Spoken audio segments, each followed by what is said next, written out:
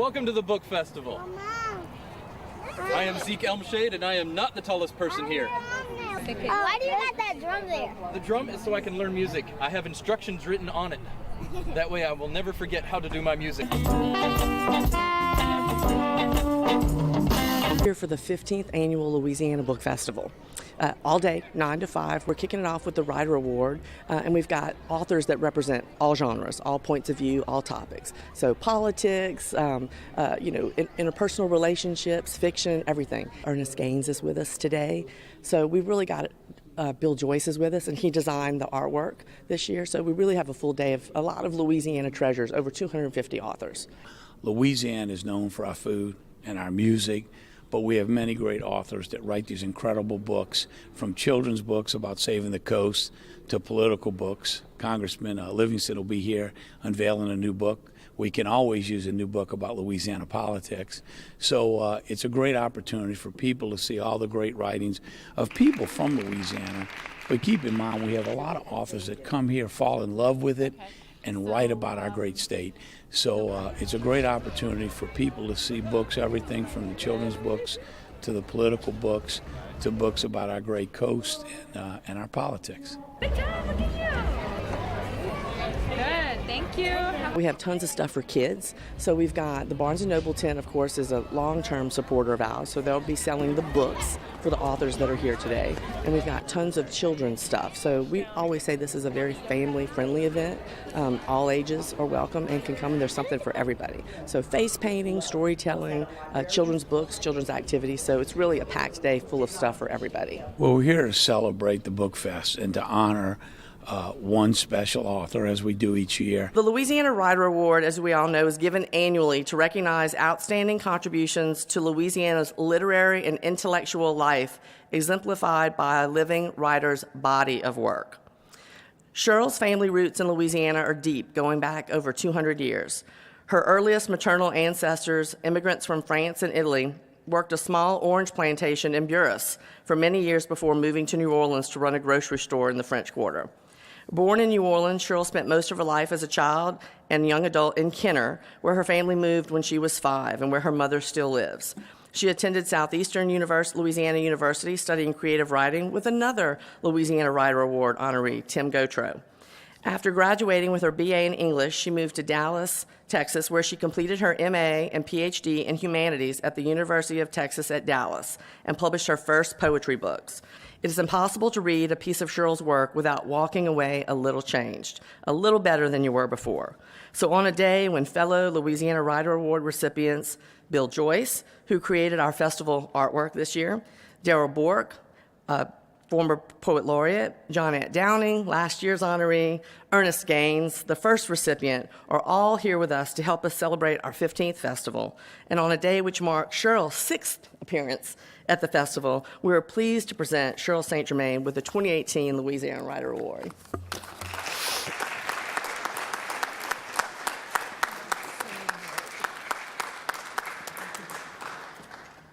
Thank you, Rebecca. I am so happy to be here, but I have to tell you I had a nightmare last night that I was getting ready to come here, and all I could find to wear was a Mardi Gras costume. And it was not a very good Mardi Gras costume either. So I was really happy when I woke up this morning and I found something suitable to wear. Thank you so much. I really thought, honestly, that I was beyond caring about such awards at this point in my life, but when I found out about it, I just started crying because it means so much to me. Louisiana means so much to me, and it's an award, I think, that means as much to me as any I've ever gotten in my life, if not more. And I want to thank Rebecca Hamilton for her work promoting culture in Louisiana. This is just a wonderful festival. I would come even if I had nothing to read, because it's so wonderful to see people genuinely wanting to read books and support authors. So this is just a model for other states in terms of what you bring to your people here. I want to thank Robert Wilson for the extraordinary difficult job of scheduling so many writers and on a very selfish note, making sure that my friend Darrell Bork could be here for this, because I know that he's got many other things to do as well, and especially Lieutenant Governor Billy Nungesser for his legendary support of the humanities. I wish that we had someone like you in my state supporting the state where I live now, supporting us in the way that you have. Thank you so much. And so I want to just read one page from Navigating Disaster, and it's sort of giving my mother the last word. And this is an essay called Why She Won't Leave My Mother's Blues, a piece from it. And after Katrina, everyone just kept asking, why doesn't your mother leave? You know, why won't she just leave? It's terrible. This is going to happen again. So this is me imagining that she's sitting in her backyard, listening to music and thinking about this. And she's thinking about her two daughters who don't live in Louisiana. My sister lives in Nebraska, and I live in Pennsylvania. So this is my mother, me imagining my mother's voice. Those cities her daughters live in don't have food like they have here either, she thinks. No thick, rude gumbos and jambalayas and Creole sauces and crawfish and crabs and oysters and shrimp and red beans and rice and roast beef po' boys. And they don't have interestingly named streets like Desire or Chapatulas or Melpomene or Humanity, she thinks. And what can you say really about the imagination of cities that give their streets names like Maine or First or Second? And what about cities that don't have king cakes or voodoo dolls or beads or Mardi Gras or crawfish festivals or rice festivals or oyster festivals? And those people in those other cities don't have the Mississippi and Lake Pontchartrain, and they don't smell like this city, spicy and rank and full of color. And she's certain they don't even have a sense of humor or interesting politicians. And she thinks that maybe people in those other cities might not even know how to dance, really. And they don't have the Saints or Al Hirt or Pete Fountain. And now that I think of it, maybe that's what she's listening to as she sits alone in her backyard. Maybe she's listening to Pete Fountain's clarinet, all high and sweet like a gladiola. And maybe she's singing When the Saints Go Marching In. Oh, Lord, I want to be in that number. And how could she leave New Orleans now when the Saints are doing so well? She remembers when all the fans wore paper bags on their heads and called themselves the Aints because they were so embarrassed at how bad the team was. But they went to the games anyway, and she remembers when Archie Manning wasn't yet the father of Peyton, but the redheaded hero of the Saints. And now that they're so good, it would be wrong to leave. All that time wasted on them when they were bad. And she drinks to that. And maybe it's trumpet she's listening to. Maybe loungy Al Hirt. And maybe he's blowing Do You Know What It Means to Miss New Orleans. She and my father used to go to his club on Bourbon, and she still likes to go now and visit his statue in the quarter, touch his trumpet, and remember all that is gone. My mother is sitting alone in the swing my brother gave her on Mother's Day the year before he died, the year before Katrina. And even though it's already rusted, she thinks she'll never not use it. She'll never give it away. She'll never move away from this swing. There's just room enough for her to sit comfortably on it without someone else. And now she's swinging to the drip, drop of Fats Domino. I'm walking to New Orleans. And she's thinking about music and sorrow and music and forgetting and music and remembering. And she's thinking of how important music is to this city and how it's not important in this way to any other city. And even though one of her daughters lives in a big city in the Northeast where she says there's lots of jazz, my mother knows in her bones it's not like it is here. Music here is the voice of the city. But in this other city where her daughter lives, she's certain the music is just some extra thing, some little curlicue, something nice. She's sure it's very nice, but it's not necessary like it is here. And she's certain this city would die if it couldn't sing. And she drinks to that. Giacomo fino ne, Giacomo fino ne. You don't like what the big chief says. Giacomo fino ne. And as I write this, I'm sitting here alone like my mother in my own bedroom in some Northeast city listening to music, and it occurs to me all of a sudden that I'm not writing about my mother at all. I'm writing about myself, my own loneliness and despair and love of the music. She taught me to love the music of our city, the city and the music she won't leave. I'm talking about see that guy all dressed in green, Aiko Ande, and I'm talking about Brother John, and I'm talking about I'm going back to Louisiana, and I'm talking about Mama Roo, and I'm talking about way down yonder, and I'm talking about I got my jambalaya, crawfish pie, and I'm talking about when the levee breaks, and I'm talking about I got nowhere to go, and I'm talking about I got my saints marching in, and I'm talking about going down to St. James Infirmary, and I'm talking about I'm going to be in that number, and I'm talking about when Junko Partner comes down the road loaded like my father, knocked out and loaded, and I'm talking about my gone brother. I'm talking about brother Jay is gone, and I'm talking about I know what it means to miss New Orleans. Thanks.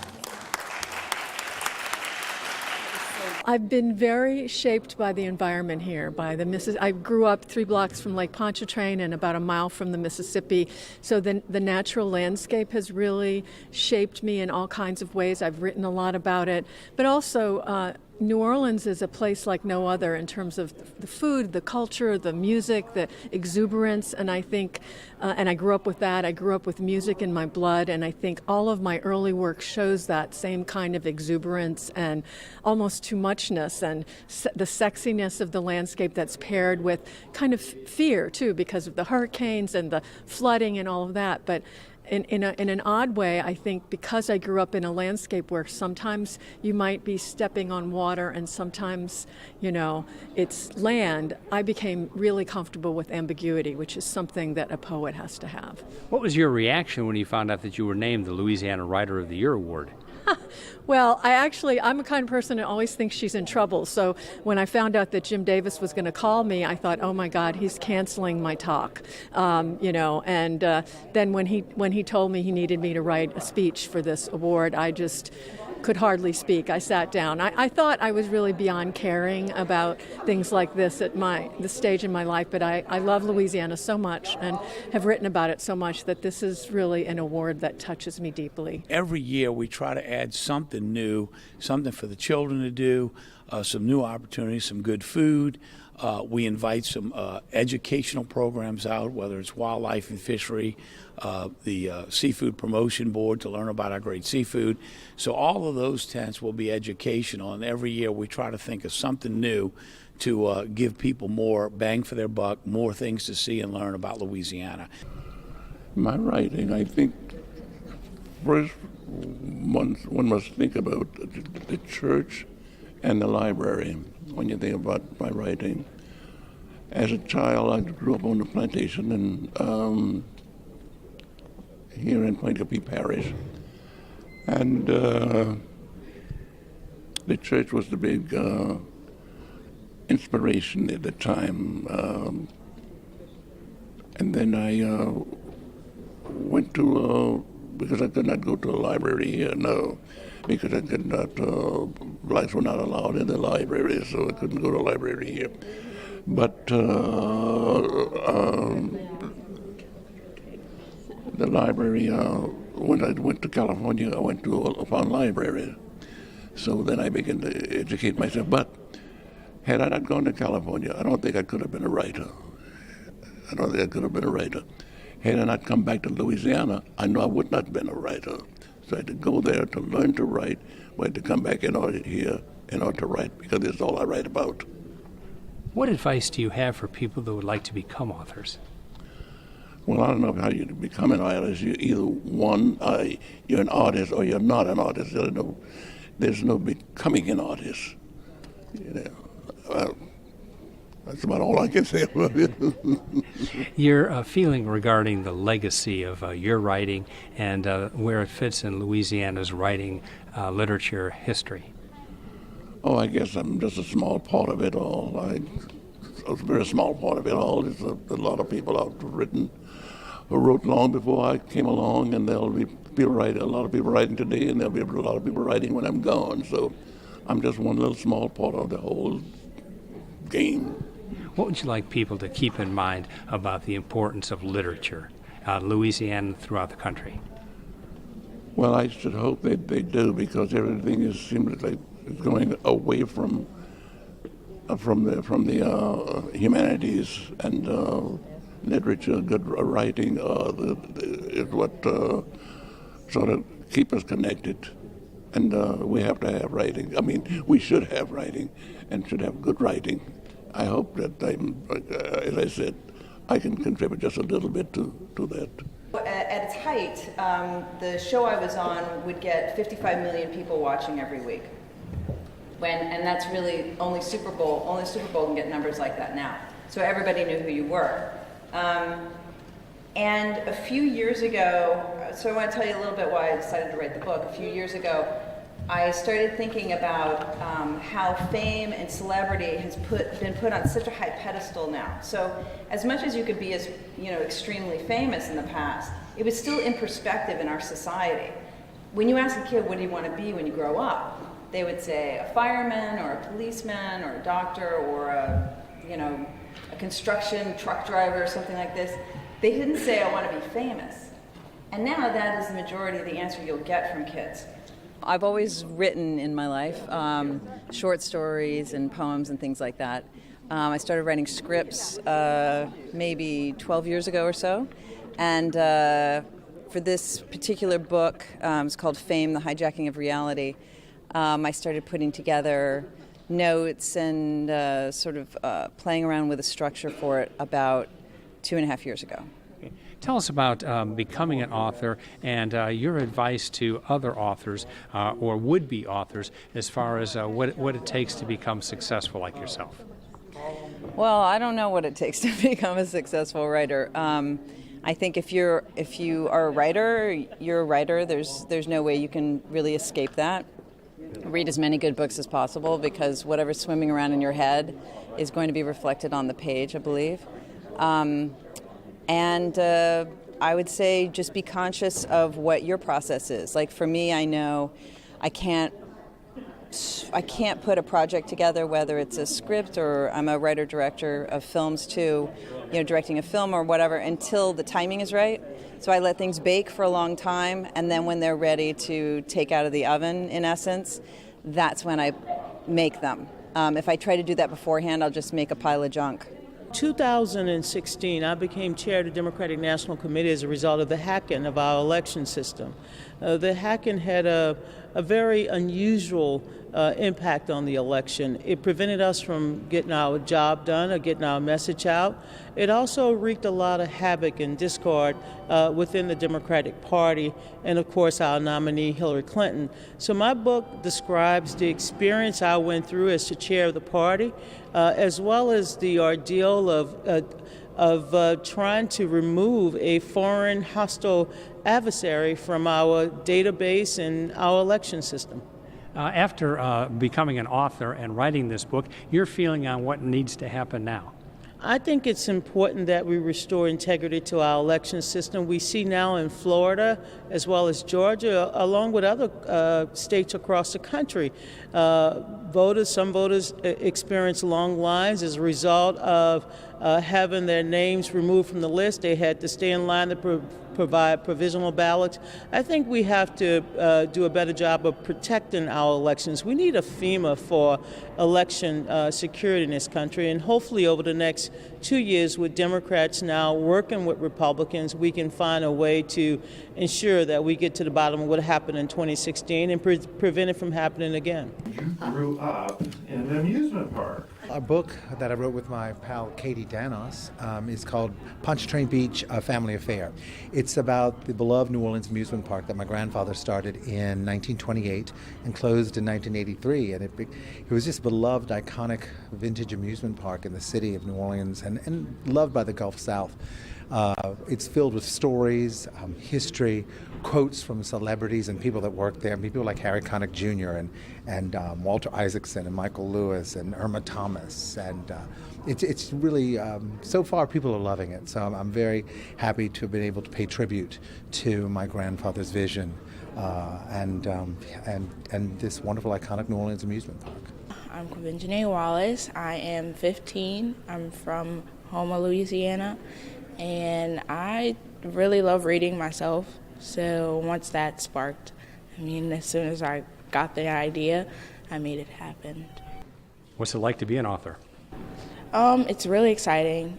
And it's good to put your ideas and what you've learned into books and lessons and giving kids or people my age, because I'm a kid, different points of views. How long did it take you to write your first book? It took a while. I don't even remember. It took a very long time to write all of them. Are you planning to stick with it and become an author in your adult life? I don't know. I'm willing for everything. Like, I'm up for everything. That's why I've done pretty much everything. What advice would you have for young people that would be interested in writing? Don't give up, because I started, my first thing I wrote, I was 5, and it wasn't good, but like I kept doing it and I kept reading and I kept getting ideas and making my own point of view. And so as long as you just keep trying and never giving up, then I mean, it should get to that point. Just don't give up. The book is American Lonesome, the work of Bruce Springsteen. It's lots of people have written books on Springsteen, so I wanted to make it something that was different, and it's very personal, but it's also, I have an academic background, so it's scholarly as well. And it's a mixture of memoir and travel writing and philosophy and literary criticism and so on. And it's my 4th book with LSU Press, and they seem to be very happy for me to do whatever I want to do. So I think of John Fowles said that writing a book was like a prison. You're trying to push the walls out in different ways. And so I started with literary criticism, and I've just tried to think, well, what can I do that will fulfill the creative urge as well. And I'm very conscious of the fact that everybody knows someone who listens to Springsteen. And so everybody who reads the book is going to know a lot about Springsteen. So I had to make it accessible, I had to make it challenging and interesting, and I didn't quote a lot of lyrics. I used fair use. But I didn't quote a lot of lyrics because I know that as soon as you mention a Springsteen lyric, the person reading it is going to know the song. It's about Theodore Roosevelt, the 26th President of the United States, and it's the first book about him as a writer, as a biography, a literary biography of Theodore Roosevelt. What we discovered was that he's a fabulous writer, and he's a fabulous marketer of his own work, and he was a wonderful president, and that he was perhaps the best administrator who's ever come anywhere near the White House. Just extraordinary. And he would write to his editor and he'll say, I'm working on this book.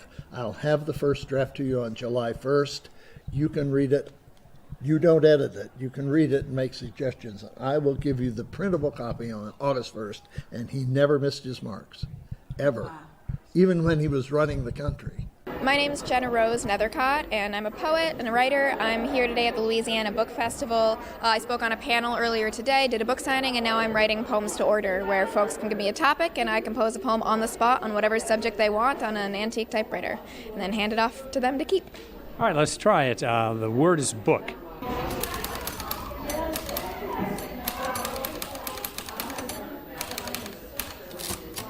Okay, that took you about 3 minutes. Read us your poem. Alrighty. Book. This is a certain kind of object. Call it what you will. Shapeshifter, alchemy turning thought into something solid, winged beast to climb upon, to voyage into the other world. Whatever its label, these are the ingredients. Spine bony with weight, pages of the felled forest ancient in their bodies, black rivers of ink, and then the abstract universe of the human mind, caught like a moth, pinned, ready to flurry loose. You did that in 3 minutes. I did that in 3 minutes. How'd you do it?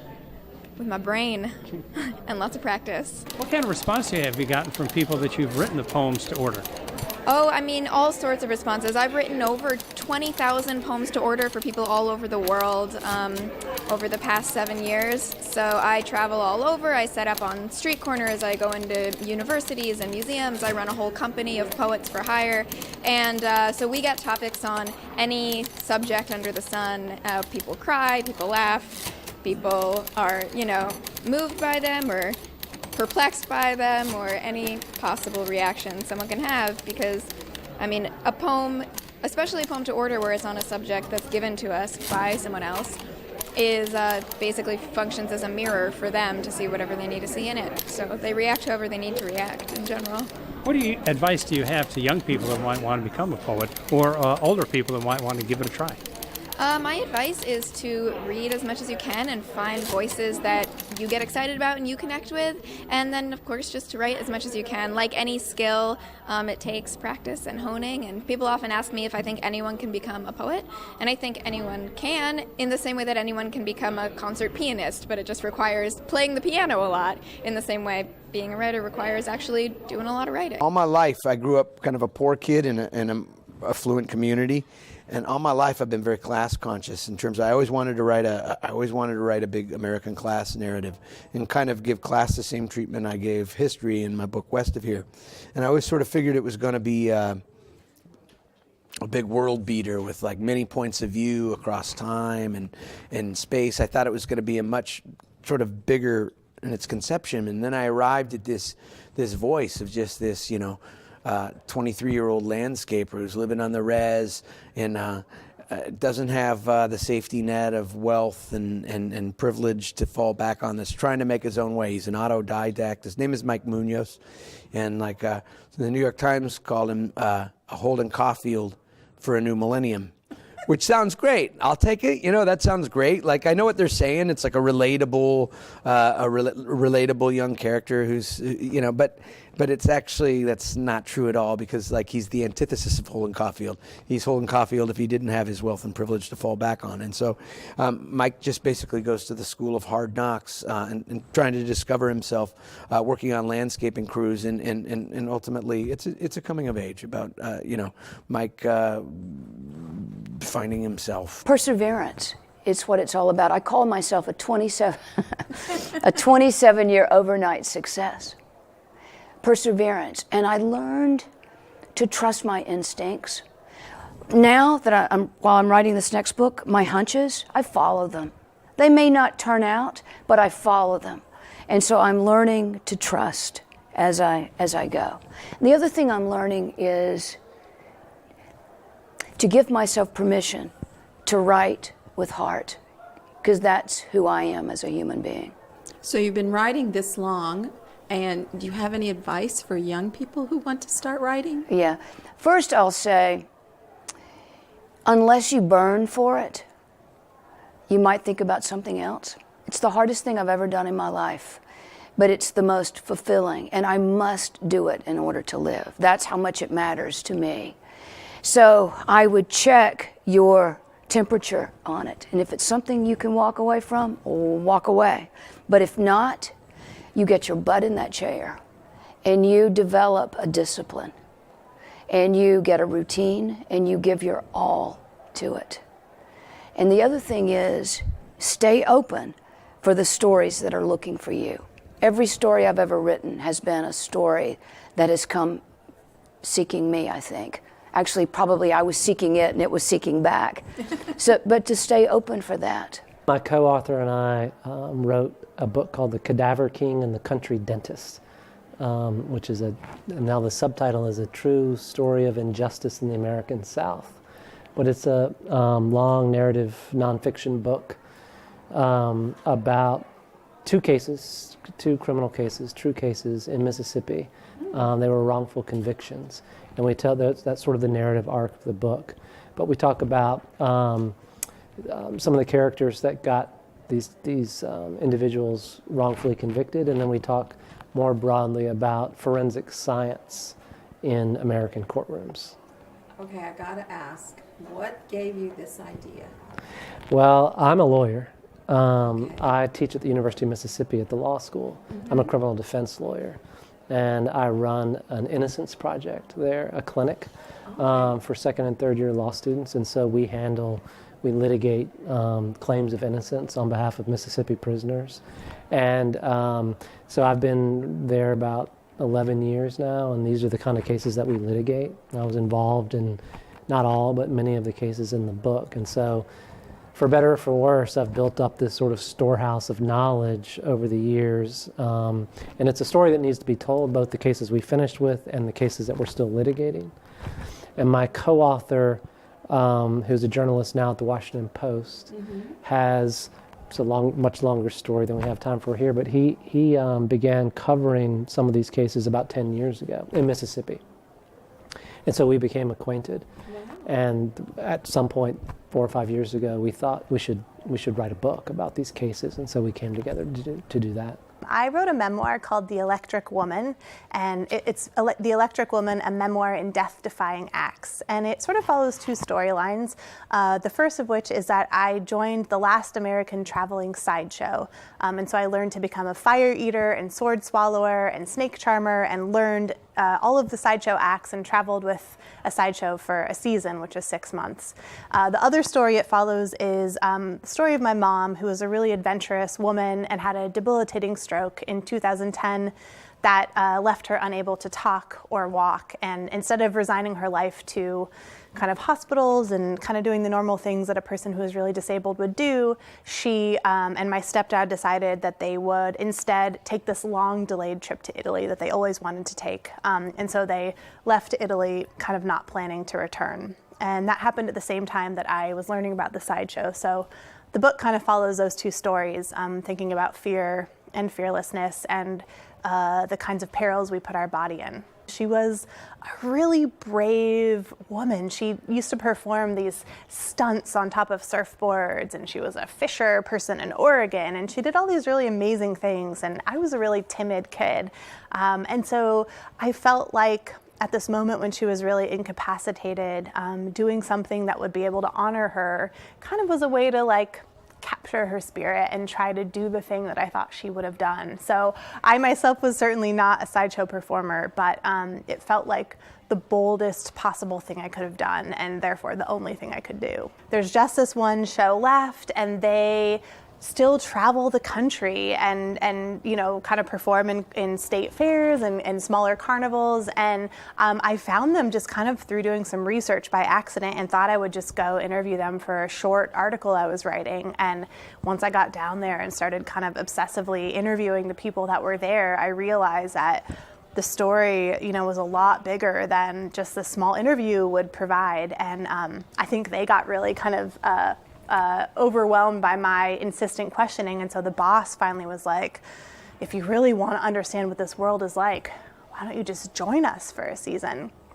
And so I couldn't say no. And so I joined them and didn't know how to do anything. And on the road learned how to be a fire eater and sword swallower and snake charmer. And I thought that there was going to be a trick involved. I thought that there would be some sort of secret thing that you did that made the fire go out or made a sword collapse in your throat or something. And the thing that I learned was that there is no trick. You actually do the thing that it appears you are doing. And the only secret is that you get over your fear. So to eat fire, what you do is you put the fire in your mouth and you squelch the oxygen around it and you put the fire out. So you eat fire by eating fire. And the same is with swallowing swords. You just learn to suppress your gag reflexes and you put the sword all the way down. So it was a real lesson, you know, not only in these sideshow acts, but also I think for dealing with tremendous grief and dealing with other things in your life. There isn't actually a shortcut. There's no secret thing you do. You just withstand the pain of the thing. You just do the thing. The Fighter is the novel I'm here talking about this weekend. Fighter set in the Mississippi Delta. Which is a place I've wanted to write about for a long time. And it deals with a 40-something-year-old busted-up old cage fighter who's really got a lot of problems, as you might imagine, but also I think he's trying to salvage this relationship with the foster mother who truly loved him. And his clock is kind of ticking, and you know she's kind of fading away from him, so he's just got one last chance to put it all together. Tell us a little bit about what goes into writing a book. How, as far as being an author, tell us a little bit about your process. Well, a lot goes into it in terms of, I think, the emotions that are involved. And I think if you're not feeling those when you're working on it, you probably should be working on something else. So I think being emotionally invested for me is the biggest thing, but then obviously too the consistency of working on it, allowing that story to even just in small increments grow and develop. And the more you work, the more your imagination works along with you. So I think finding that investment and then finding that consistency and going to it every day, to me, are the biggest things. I am a scholar of American religious history. My day job is I work at the Smithsonian, and I'm the curator of American religious history in Washington. And I am interested in the small, outside the mainstream religious groups in American religious history. And one of them is spiritualism. Spiritualism, the idea that you can communicate with the dead, was a very popular idea in the middle of the 19th century. And when I was thinking about writing a book about that subject, I wanted to find just exactly the right person with whose story could really illustrate that. And I happened upon this so-called spirit photographer, William Mumler. I've always been a reader, and I discovered writing in college when I took a class in short stories, and the professor said, you can either, for your final exam, you can either write a story or analyze a story that's already written. So I thought, well, no brainer. You just write one, make it up. And he directed me over to the creative writing department. Wow, and that started you on your journey. Mm-hmm. What type of advice would you give to young people who want to write? Just be willing to do it. I mean, a lot of people like the idea of writing more than a lot of people talk about writing. I'm going to write this book or that book, but they never actually sit down and actually do the work. So I would just say, show me. I grew up in a world of books. My mother was a teacher, and my father loved poetry. We grew up with books my mother used to read to me every night, and I became a writer. I am the theater critic for the Dallas Morning News. I was a journalist all my life. And then I met a man named Steve Sandy, who was deaf, and he told me how sad he was that kids didn't know the true story of the deaf hero William Hoy, who introduced signals to baseball. And yes, in the 1800s, when the game was young. And I said, Steve, maybe if I write a children's book, the kids will know about it and they'll spread the word. And he told me that he has another dream for William Hoy to be in the National Baseball Hall of Fame. And I said, well, if the kids read the book and they agree, maybe they'll write letters to the Hall of Fame. Well, I thought it was going to be so easy because I'm a journalist. I write about 3 stories a day. I thought, I'll knock this off in an afternoon. 13 years later, I finally sold that first book because I had to take classes. I had to be in critique groups. It was so much to the art of writing picture books. I had so much hubris. I did not know what I did not know. And that book did come out in 2016. And as a matter of fact, it's on the Louisiana Young Readers' Choice Awards for 2018-2019. 10th grade, I started submitting stories to publishers, and I always knew that I wanted to be a children's book writer, always. And they were all rejected, of course. And then I went to Brown University, and Brown University is extraordinary in that it lets you design your own major. So I designed a major in children's literature and linguistics.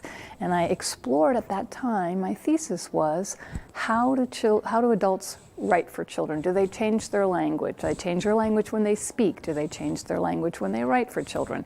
And my thesis advisor said, I want you to explore nonfiction. And I said, no, I write fiction. I don't want to explore nonfiction. It's boring. And lo and behold, I realized it wasn't boring, and it was wonderfully creative. Back in the 80s, it was a little drier than it is now, but the field has exploded, and I've loved writing nonfiction. And I've written everything from biography to craft books. I'm writing a book on genetics right now with my geneticist husband, mindfulness, world cultures. I just love to all for children. I just love to explore the world and then find a way to tell it to kids. When I was mature enough to appreciate good writing, good reading, right, good books that I read, and it dawned on me what words could do, right, and that, of course, is when I was reading books that I chose, not in school.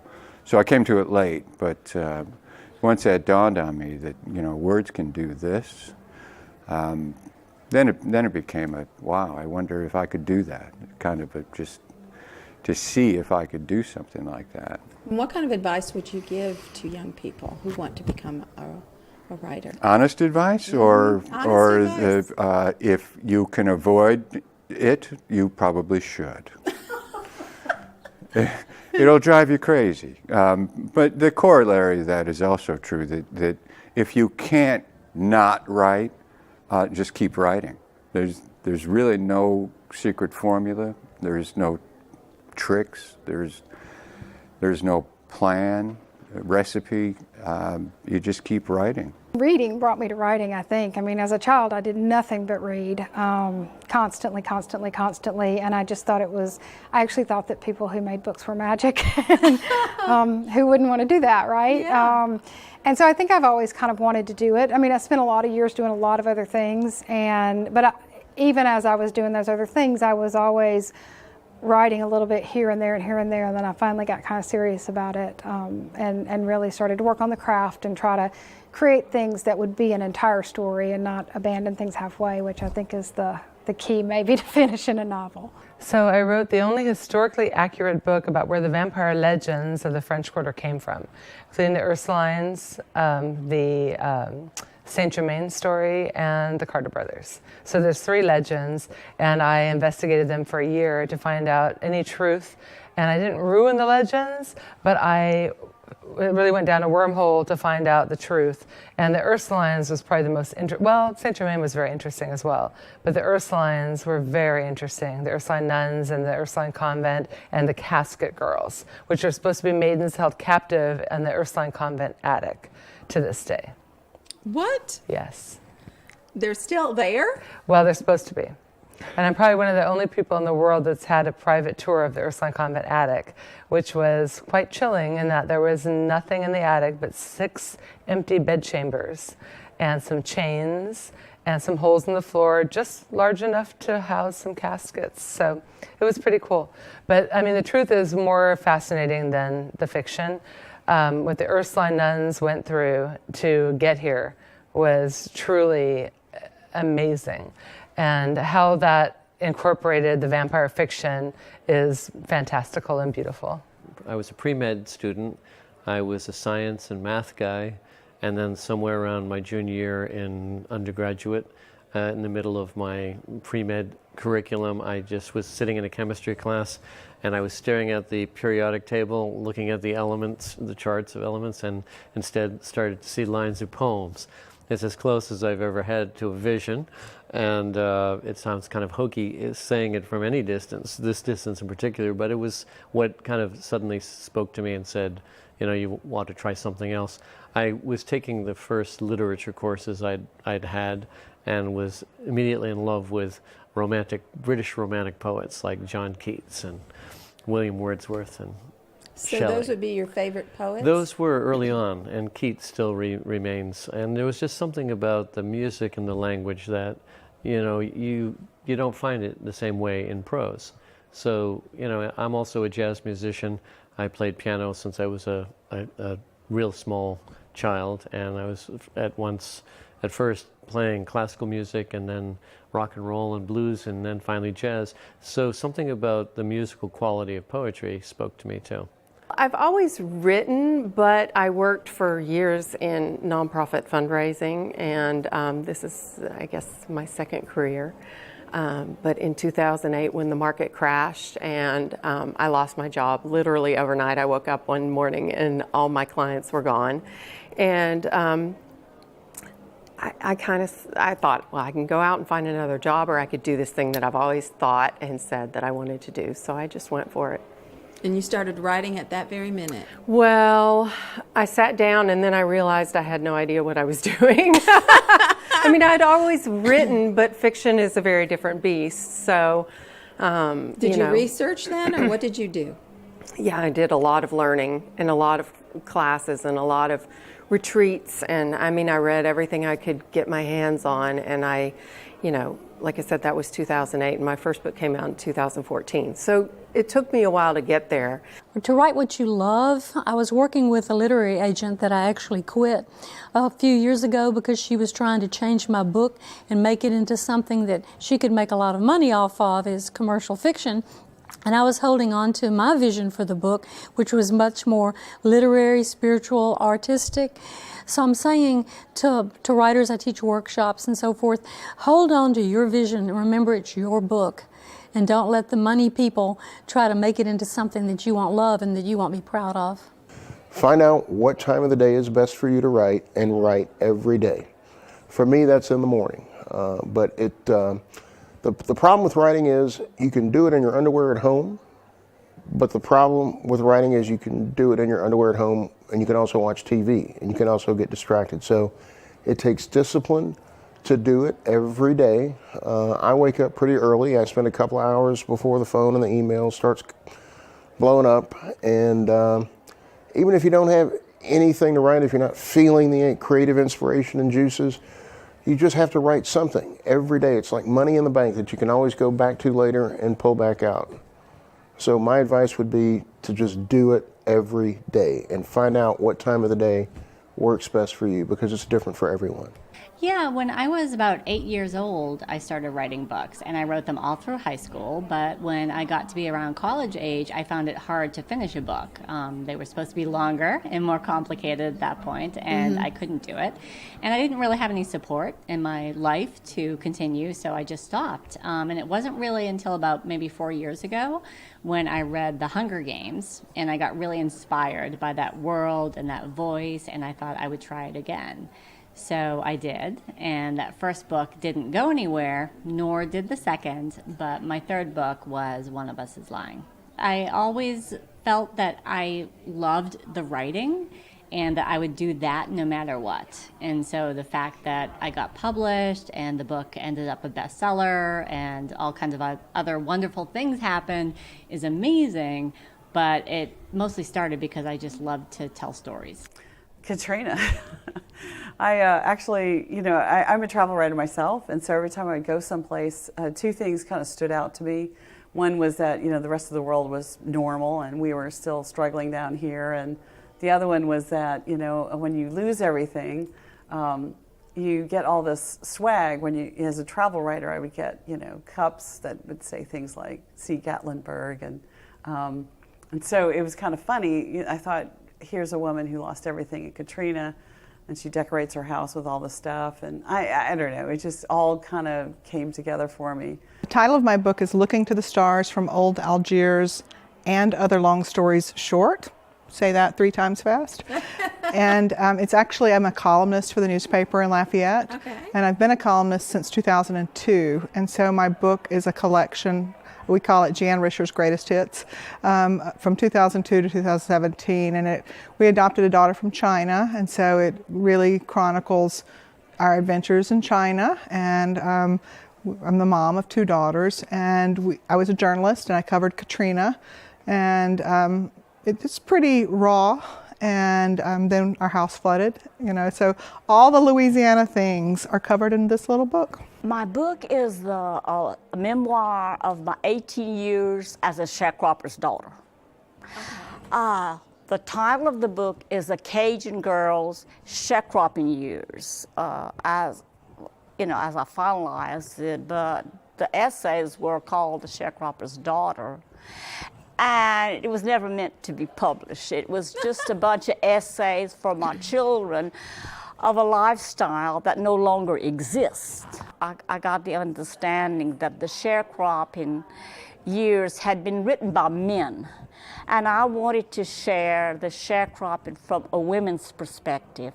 And I brought in the culture, like the holidays, Easter, Christmas things, the courtship, like when because I met my husband when I was 16, and whom I married when I was 18. So I brought in the culture about the leisure time, the holidays, and then including how the life was. We had no electricity, no running water, about the whole 9 yards.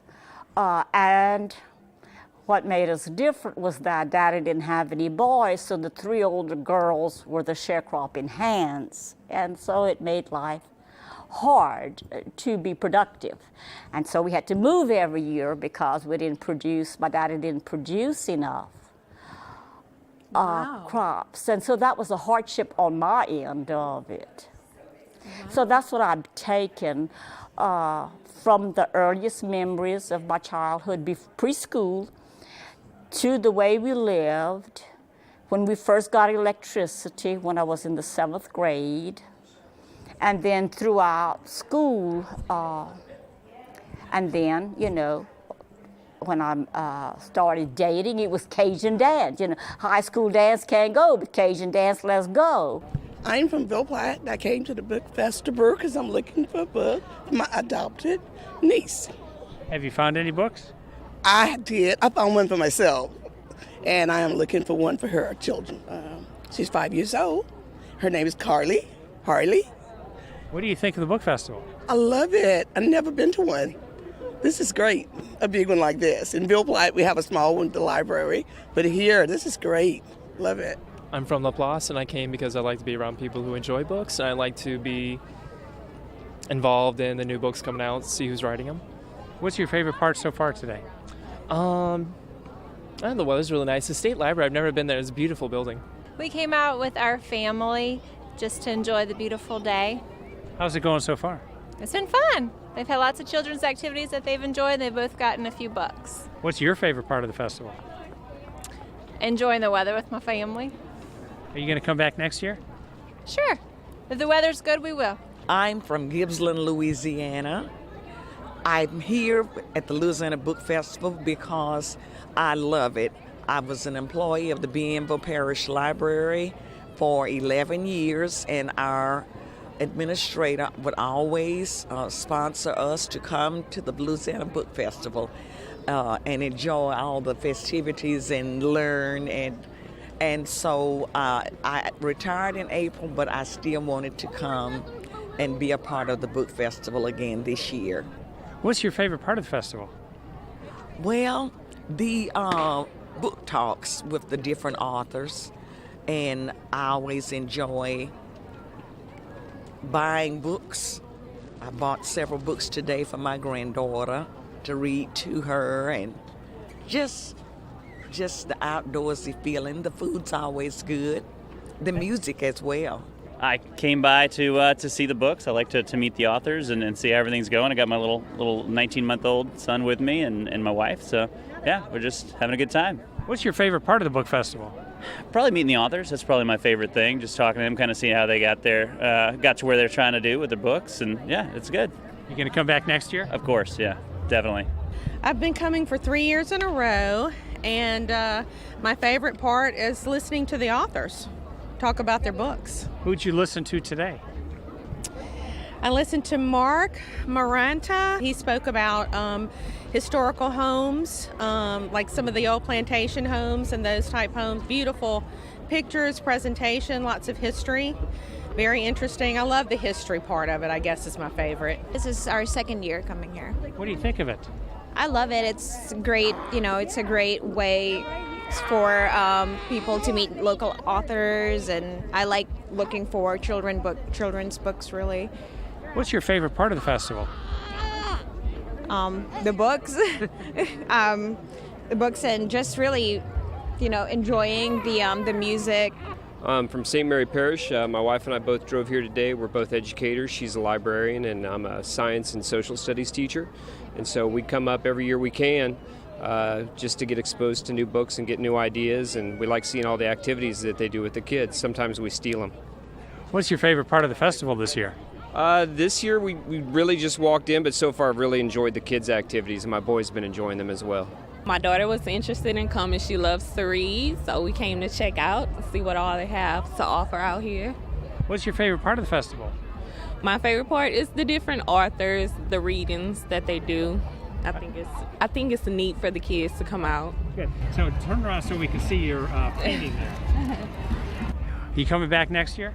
Yeah, I'm definitely coming back next year. I've enjoyed it so far. We've got a real good friend here from Slidell, a guy named John Case, who's an author, and we just came out to support him and support the arts, and really enjoying it out here. The weather's wonderful and the food's great, and we're having a good time. Is this your first year to come to the book festival? Actually, it is. What do you think of it so far? It's wonderful. I'm here today because I am volunteering for the fair with Zachary of BLA, and my favorite part today was helping out with cooking. What do you think of the book festival? It's a good thing for everybody to come out and get their books and be educational.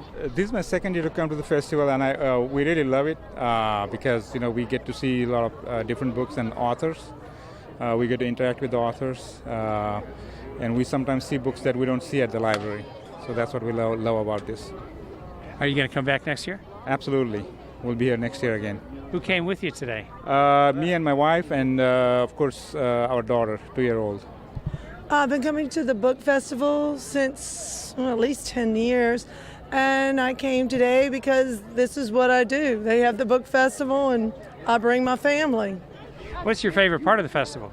Meeting authors, talking to authors. I bring beer to William Joyce every year. I'm kind of they're my rock stars. It's a lot of fun. Every year we say we're going to top our success from the previous year, and we really do.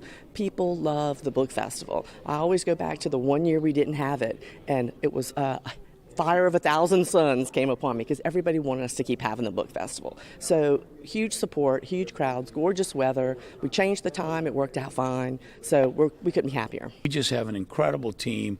If you knew the staff, Rebecca and her team, what they do, you talk about doing more with less. They have such a small team that works so hard on this and year-round for the library system. We're just blessed to have an incredible team working on this. Rebecca does a great job. If people have questions like more information for next year's festival, what should they do? They could go to our website, www.louisianabookfestival.org.